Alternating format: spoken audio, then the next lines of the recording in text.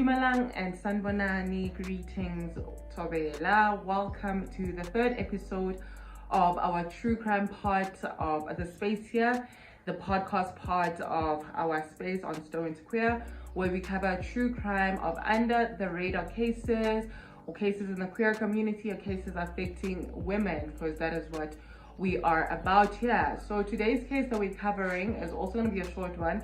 Like we said, that there's not a lot of coverage, not a lot of activity or resolve that happens in crime, especially affecting the queer community.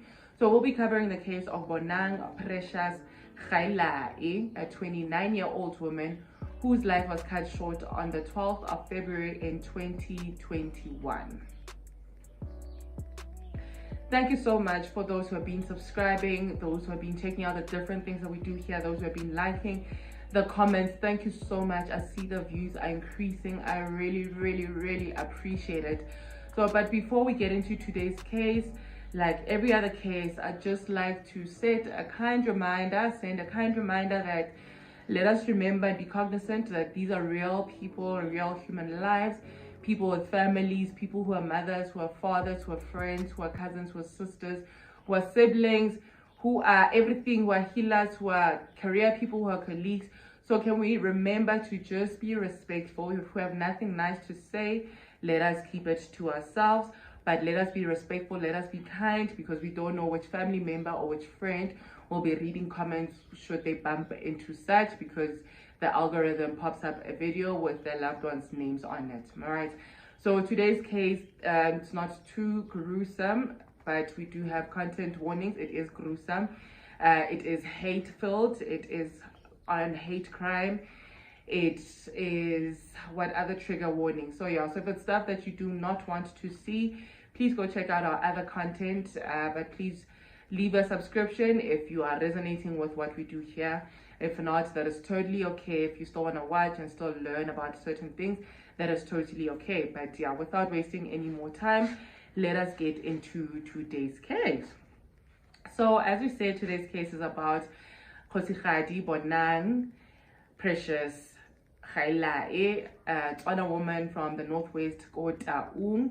She was 29 years old when she was tragically unalived on the 12th of February in 2021. So let us give a little bit of background on this queen here. So she was a mother of two. She was an only child. She had both a mother and a father. She was a lady from Taung, which is in the northwest province, which other people would say is where real royalty lives. But yes, she's from Taung, the northwest province. However, her life decisions and where life led her in living in Sebokeng, which is also in the Vaal province, like we covered in our first case that we did here, which is Vaal. And yeah, it's sad that it's another queen from the same area, but it just also, I think, on the plus shows that the queer community or the LGBTI A++++ community is maybe doing something there. However, it's saddening to see that the hate crime is on the increase there. So like I said, that she was from Taung, but she ended up living in Sebokeng, which is in Vaal, which is the south of Johannesburg, like we said in our first episode of our true crime. So episode 1, what we labeled as episode 1 of our true crime feature, or on the space, it is an entire episode 1. So she met her partner 5 years before her tragic incident. They were initially friends. They met through a common friend, but they ended up falling in love.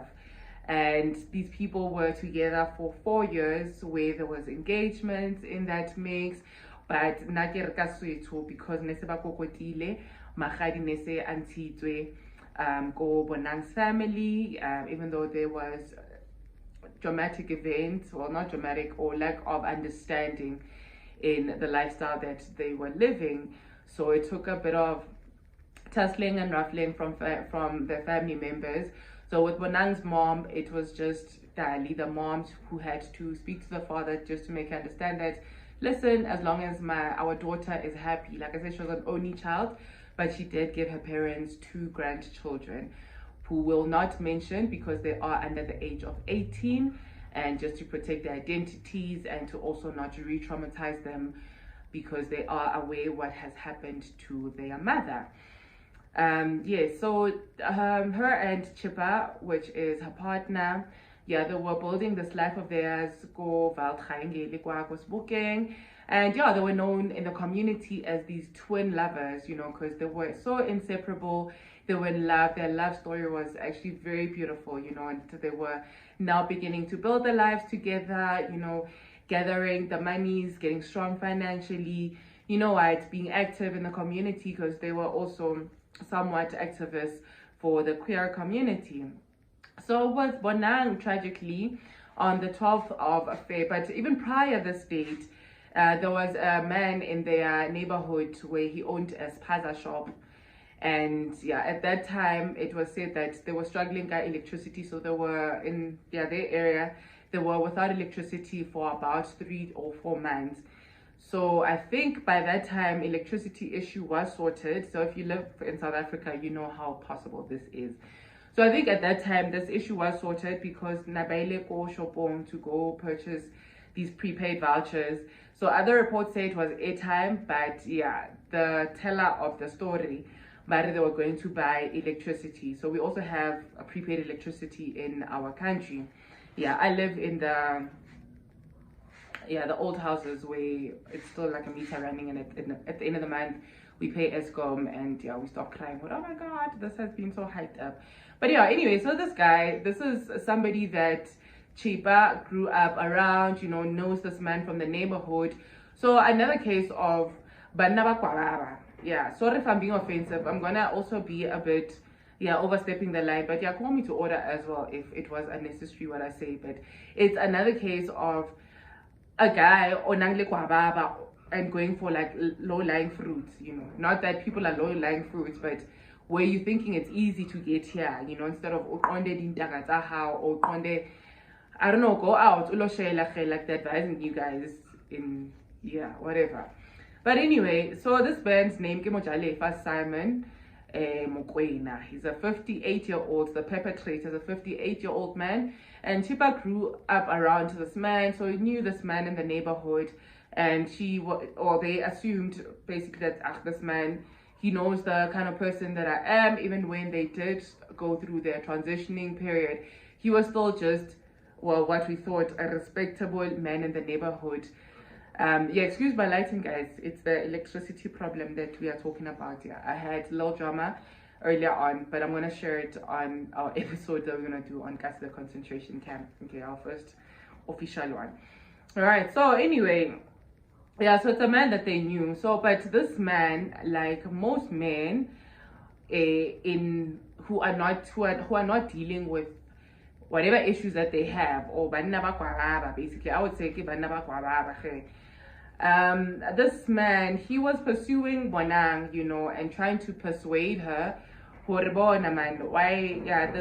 you're a woman, why are you involving yourself in such things, and would also refer to Chippa, who would prefer to be addressed as a man right now or a guy, but would say how you guys are women. The toxic lines, the normal toxic lines of I will show you a good time, or you haven't received it enough, which puzzles me so much. But okay, is that what men attach to their identity?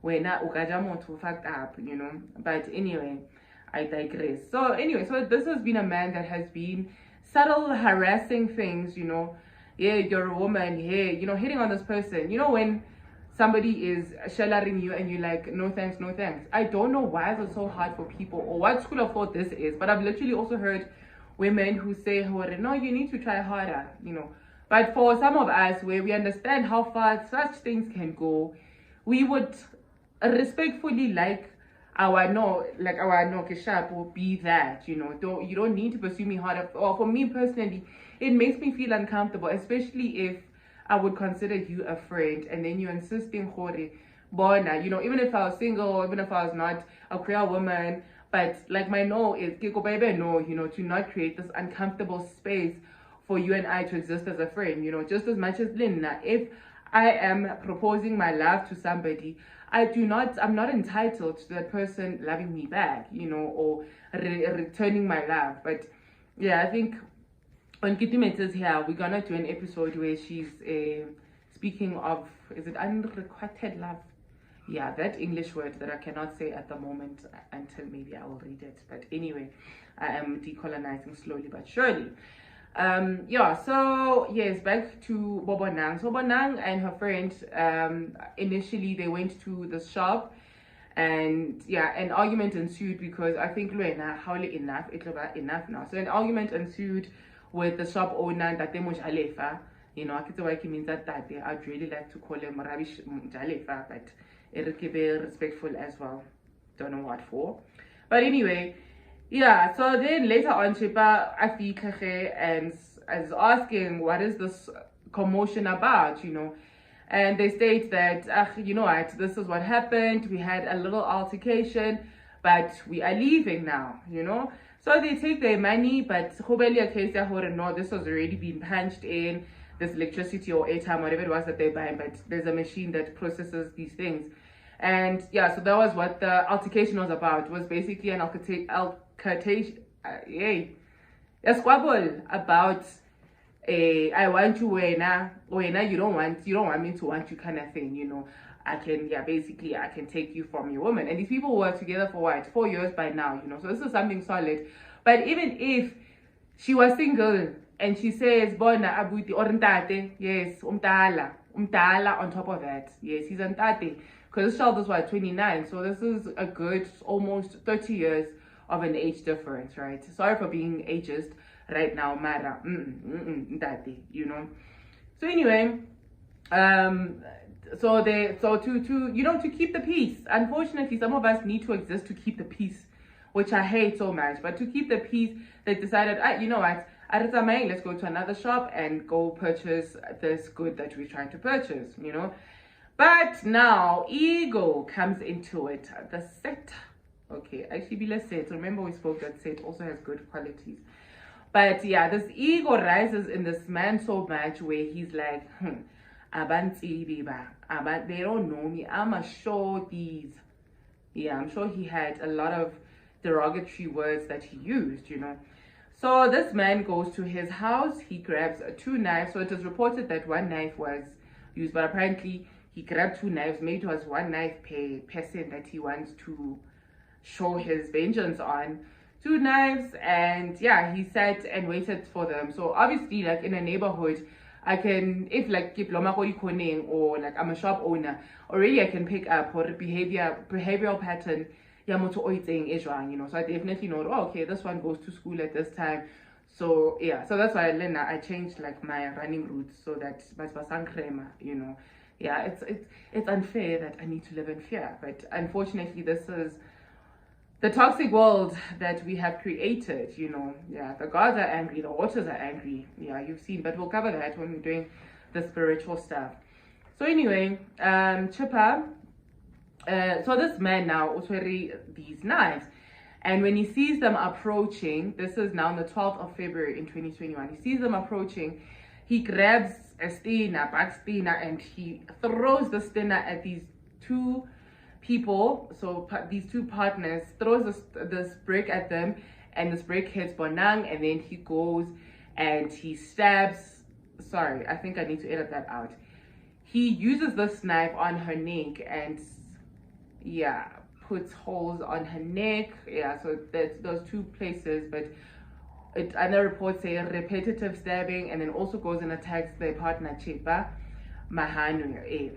Lena, I take you more. So they do this to them. Yeah, I don't know what's allowed on Facebook still. Anyway, so the neighbors, the community is watching. In reports, they say the community helped, but the victim, the other victim of the story, was saying that, you know what, I was calling for help, and nobody was coming to our rescue. But eventually somebody did come, and they were rushed to the hospital. But Bonang was still alive when they got to the hospital. Just as they arrived there, yeah, they lost their life and were pronounced unalived at the scene. Yes. So, and then their partner Chippa managed to be treated, but they still retained their life. But there's damaging effects from that, where now because they did say PTSD. I'm so glad I said that right, because I always say PTSD because on my tongue, okay, not on my tongue, but it's a thing that's programmed and it's normally coming out like that. But only PTSD of that, I can't imagine, it's not sleeping peacefully. I can't imagine always flashing back or being in the same place where you had somebody and somebody's unalived now under such tragic circumstances, and probably at times you question yourself, why was it not me, or why did I not also follow them, So Chippa suffered financial loss as well, because a lot goes on Gadef, especially in the let me say, because I'm exposed to black community, I'll say in the black community, like we spend a lot when coming to unalive matters, But this is another thing that we're gonna cover, Kasi, the concentration camp. Why is it how Kasi? On the billboards you see in suburbia, you'll see like ads for like nice things and life things and whatnot, but the minute Kasi, funeral cover, funeral policy, this, that, why Kolona, the minute you're born, funeral policy or whatever it is, But anyway, back to the story. So with the Bonang's parents, when they were told, because Chippa was the one that informed the mother that Mama Bona, this is what happened, this is what took place today, but this man has been harassing your child, and the mother, when speaking from those related to the victim, she was more heartbroken. You know what, my only child was brutally unalived because of something that makes them happy, of a life decision that they took, a decision that, because Chippa namotshwere hantle ngwana bona, I think whatever it was that they promised each other for the negotiations, this was a person who made sure, I said I'm promising these people this, so I'm going to take care of their child in this way. And those that do know them have said, but Baal was so beautiful together. They loved each other so well. They treated each other well. And so with Chippa, they heard the news of their partner having lost their lives when their father-in-law called them to inform them of such, because remember they were still in hospital in Lebanon getting treated, because also they were a victim for this. So it's sad that besides the whole commotion and the unaliving situation, the second crime was the community is watching, and okay, sharp, we want to mind our business already, Kenny, but you are seeing these things, and it's been exposed, and it was very clear what this argument was about, So I'm not really mad at the community, but I wish somebody had stopped this person, especially if this is somebody, I think everybody was able to, okay, community, or I wish there was somebody who could, Mojalefa, not this, But anyway, after the ordeal, some people did step up from the community. The LGBTQIA plus community was also very helpful in this regard, because unfortunately for us, not a lot of these cases have a full stop, But luckily with this one, from so this incident happened on the 12th of Feb. And then but this person has been detained ever since, because the next day, actually on the very same day, Chippa went to the police station. I have a feeling we let it here, but Chippa went to the police station to go open this case now, and thank goodness that they were still alive to be able to tell this case, or he was still alive, so he does go by pronouns he. So Babula case and then this person, the community here now was helping find this person, and apparently they dealt with him. So I don't know if they mob justice or not, but this community, and they arrested Mojalefa the very next day, the 13th now. This is what, a day before the Day of Lovers, for those who do celebrate such days. And yeah, so they were in custody ever since then, but trial the 2nd of August in that year, 2021. Yes, 2nd of August, that's when the trial started. And yeah, so this case, yeah, they trial. Thank goodness that there was somebody who could be a witness, I guess, to such, you know. And the community was also saying, in our community, because what you did was gruesome. It's just unfortunate that the rage only came after that somebody, because they were not from there, guys. Like, they were not from there, and for them to go out in such a manner, man. But yes, the community did rally, the queer community rallied as well for collective funds, so that this lovely lady can be taken back to Taung, or where she is from, where her parents are from, or where her ancestors are from, whatever decision that was based on. But it was desired that she be buried ko Taung or Bukoni Pirim, Northwest Ikwa. Yeah, so on the 22nd of June, Mojalefa Simon Mokoena, the 58-year-old man was handed down a sentence for Palm Ridge Court was handed down sentence at 25 years for premeditated murder, because remember, he literally had a moment to calm down, but he waited. I'm gonna show them. So it was premeditated murder, got only 25 years. It's not a very long time, guys. It's really not a very long time. 25 years for premeditated murder. Then they also got 8 years for attempted murder. This is in the case of Chippa. And then also 5 years for 2 counts of aggravated assault. But these are running concurrently, unfortunately. Yes, so I don't know why they do such, because yeah, I understand the death penalty in SA, but also I am two ways about the death penalty as well. However, right now I don't know what it is. I don't know what is that needs to happen, what needs to be done, because yeah, not even the death penalty is a deterrent apparently. But I don't know, in our case, I don't know. Are people scared of being unalived? Do people still have that fear?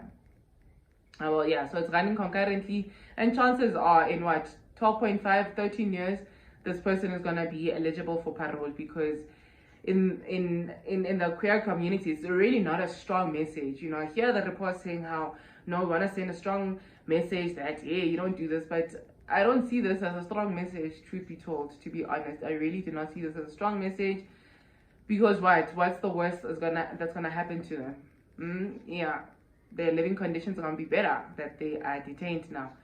I don't know, but yeah. And yeah, so this was a man, or apparently Habamotola as well. When he was arrested, there was also an unlicensed firearm there by him. So he's not really an upstanding citizen, because he tried using the insanity plea, which did not work. Because if you had like, I know with me, before I went to therapy, like when I was angry, I would see red, to a point where really, like, even before I was an adult, I was like, yo, I think I'm capable of unaliving people because of the rage that I'm in. But I think once I get a moment to like breathe and calm down or step away from the situation, I would. But right now, no, I'm not that person anymore. Yeah, I do not. Yeah. But yeah, so that was the worst that happened, I guess, in that case. But yeah, let us also in this case send some love and light to those who do know the family personally, and they do know that these kids are struggling or somewhat, or if there's a fund, I don't know, go find me some way. Can somebody share it with us to ensure these 2 little babies are taken care of, since their mother is now no more? And yeah, their other parent, not much is spoken about the primary other parent, but the parent Chippa, who was also going to be in their lives. Yeah, let's, if we can help in any way, or if anybody knows if there's any news on this, like I'm saying, Hori, not a lot gets covered, not a lot of coverage, not a lot of information, not a lot of okay, what's after, not a lot of let's keep your name alive happens after such gruesome cases, you know. But this is a hate crime. This guy didn't say this is like a regular murder, but this was a hate crime. This was a homophobic crime. This was a crime where another person, and in this case it's a man, who felt that they're so entitled to have love returned to them by virtue of whatever it is, whatever insanity decision that they have, when I'm entitled to your life, I'm entitled to whatever it is, you know, that they feel they're entitled to. But yes, that was the case of Queen ya rona, Bonang Precious. May she rise in power wherever she is. May this also be, yeah, a chance for people to know, man, you don't have a right to anybody's body, anybody's life. You do not have a right to also demand wanting to know what a person is about, you know. It's not, I think if you are operating from love, like what another person does with their lives is none of your business, you know. And now utong unalive because I give out or whatever it is. But yes, anyway, let me end this before Kiba extremely disrespectful. But yes, let us send love and light from your corners, the healers. I don't know what it is we can do, but let us send some love. Let us send some love. If anybody has heard, there's something going on retaining the memory of this queen, let us know. Anybody that we've spoken about on this platform in the segment, yeah, True Crime ya rona. But yes, that was our case, and glad that something, even though it's not of a huge magnitude, but something did happen in this case, and hopefully it's a deterrent. And shout out, man, to Vaal queer community, how you guys are holding each other down like that, you know. But yeah, that is the case. That was me, Organic Hottie, covering the case of Bonang Precious, the 29-year-old queen, and we are signing out. Happy today. Let us love one another. Let us respect for one another. Don't go out there and unalive people, guys. Let us respect each other, love one another, especially as guys, as a race. Let's do better. Let us practice this unity. You know, I'm not asking you to understand me. I'm just asking you to just treat me like a fellow melanated being. All right. Happy today. Signing out.